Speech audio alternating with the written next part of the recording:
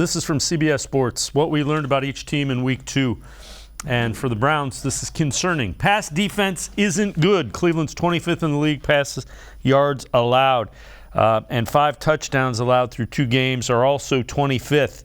This is against Baker Mayfield and Joe Flacco.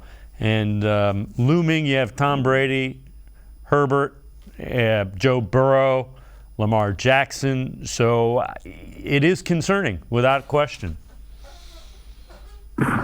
Yeah, and especially, I don't know if the guys are just reading their press clippings or what, but a lot of national media talked about the Browns having like the best secondary or one of the best in the NFL. And I remember when they had tandems and Newsome was asked about it, and he said he felt slighted a little bit that he wasn't listed as one of the best corners. You got Denzel Ward and Newsome, both number 1 picks.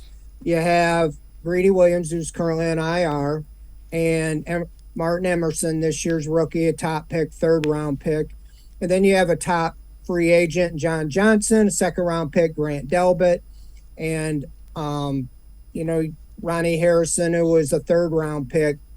So you have a lot of top talent. I don't think anybody disagrees that they have good players. I think it's more on the secondary coach and the defensive coordinator. It just seems like they're playing so soft. You got Joe Flacco just sitting back there picking apart the zone with Ward sitting out there and Newsome sitting back there. We saw last year at times when they were sending corner blitzes and you saw Delpit get to the quarterback, you saw Ward get to the quarterback, coming from everywhere. And I just didn't see that, in the Jets game. And I just would like to see them be more aggressive instead of just sitting back and playing that prevent style of defense. Even at the end of the game, when we're talking about, we made fun of Greg Williams. He would park Jabril Peppers 20, 30 yards downfield. But I would have rather seen that style of defense, especially in the last 2 minutes.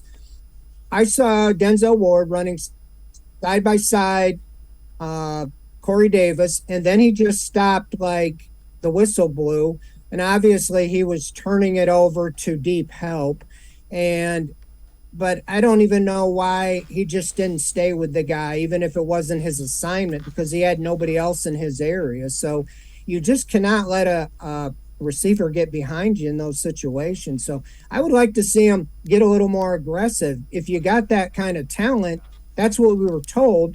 You bring in a Newsome and Ward to lock down on the outside, and then you can be aggressive. So we'll see if they make any changes to it. But that's my biggest problem with the secondary is, I think it's more the calls. They're either not where they're supposed to be. So if it's that, then simplify it and just say, hey, you take 12 and you take 18. Done.